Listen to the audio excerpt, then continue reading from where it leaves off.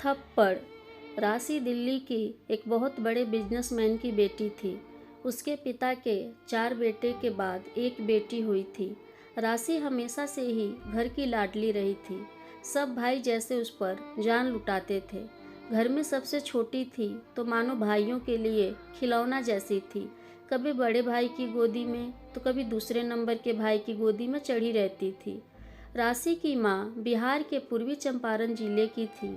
पापा भी वहीं जिले से थे, लेकिन पापा की फैमिली वाले बहुत पहले से ही दिल्ली में बस गए थे। राशि भाइयों के साथ धीरे धीरे बड़ी होने लगी।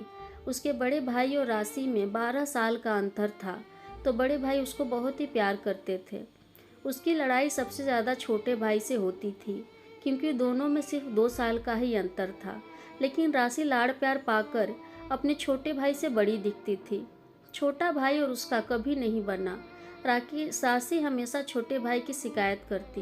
पापा बेटी को इतना मानते थे कि सभी लोगों को घर में डांट लगा देते थे। राशि धीरे धीरे बड़ी होने लगी। सारे भाई भी उसके बड़े होने लगे। उसका सबसे बड़ा भाई थोड़ा शांत स्वभाव के थे। बड़े होकर पापा के काम को संभालने लगे। पढ़ाई के बाद अपने पापा का बिजनेस आगे बढ़ाने लगे। दूसरे नंबर के भाई को किसी की खबर नहीं रहती। जैसे बड़ा हो रहा था, पैसे की कमी थी नहीं, तो अपने दोस्तों के साथ घूमना फिरना और बातें करना ही उसकी दिनचर्या थी। तीसरे नंबर का भाई डॉक्टर की पढ़ाई करना चाहता था, तो पढ़ाई में ध्यान देता था। पापा उसको घर के कामों में उलझाकर नहीं रखना चाहते थे। छोटा भाई और राशि दोनों एक ही कक्षा में पढ़ाई करते थे। छोटा भाई थोड़ा पढ़ने में कमज़ोर था और राशि की ही कक्षा में था, तो राशि को उसकी वजह से कक्षा में सुनने को मिलता कि तेरा भाई तो तुझसे बड़ा है, फिर भी दोनों एक ही कक्षा में पढ़ते हैं। राशि और उसका छोटा भाई दोनों कॉलेज में आ गए थे। राशि ज़्यादातर अपने छोटे भाई का गृह कार्य कर देती थी। अब छोटा भाई राशि से बात नहीं करता, क्योंकि कॉलेज में उसके लड़के दोस्त बन गए और राशि की दोस्त लड़कियां बन गई थी। जो बात होती घर में होती, कॉलेज में नहीं। बड़े भैया की शादी की भी बात चलने लगी। कई लड़कियों के रिश्ते आए। कुछ को माँ पापा पसंद नहीं किए कि कुछ के परिवार अच्छे नहीं हैं। तभी एक रिश्ता आया प्रोफेसर की बेटी का। अच्छी पढ़ी लिखी थी, तो पापा को पसंद आ गई।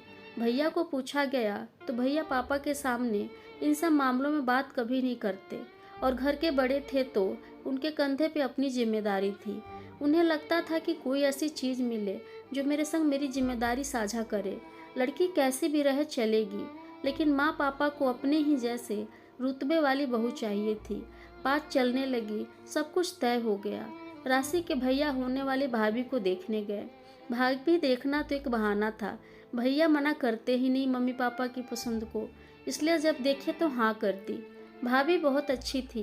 प्रोफेसर की बेटी थी तो बचपन से ही पढ़ने में काफ़ी तेज थी, और जब बड़ी हुई तो उनके पापा अच्छे संस्कार दिए थे। सबको रिया भाभी बहुत पसंद आई। राशि के पापा बोल दिए कि कुछ भी नहीं चाहिए, बस बारात का स्वागत अच्छे से हो जाए। राशि के भैया भी पापा के डिसीजन से खुश हुए थे। बड़े भैया राशि को सबसे ज़्यादा प्यार करते थे, तो बोले ठीक है, जो कार्ड राशि पसंद करेगी वही लिया जाएगा। राशि ने कार्ड पसंद किया, जिसके खोलने पर दिल का आकार आता था। कार्ड पर चंदन लिखा गया था और शादी की तैयारियां होने लगी। सब मेहमान घर में आने लगे। राशि भी अब 20 साल की हो गई थी। उसके सभी भाई भी अब बड़े होकर स्मार्ट दिखते थे। राशि भी ठीक थी, बस लाड़ प्यार में पाली थी, तो उसके शरीर में भी वह दिखता था। राशि का वजन थोड़ा ज़्यादा था।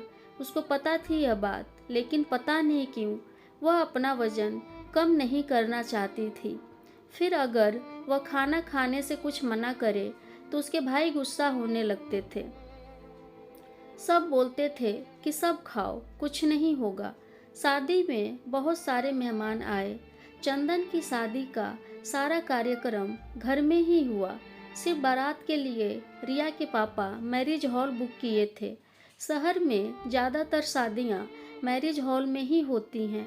सब शादी के लिए निकलने वाले थे, तभी राशि के पापा अपने सभी बेटों को समझा दिए थे कि अच्छे ढंग से सबसे पेश आएं।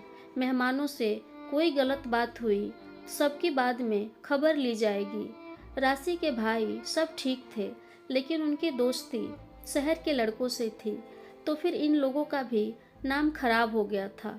दूसरे नंबर का भाई और छोटा भाई दोनों ही ऐसे थे। बाकी बड़े भैया तो लगता था कि पूरे शहर में राशि के चंदन भैया जितना सीधा कोई नहीं होगा। बारात निकल गई, सब नाचते गाते मैरिज हॉल में पहुँचे। सब शादी के कार्यक्रम में व्यस्त थे। राशि के भाई के दोस्त लोग भी शादी में गए थे। इतने खराब दोस्त थे कि राशि कभी उन लोगों को देखती भी नहीं थी। राशि वहाँ तैयार होकर सहेलियों के साथ घूम रही थी, तभी देखा एक लड़का कामों में लगा हुआ है। इतना खोया है, इतनी भीड़ में भी उसे कुछ नहीं दिख रहा है। वह बस अपने काम में ही मस्त है।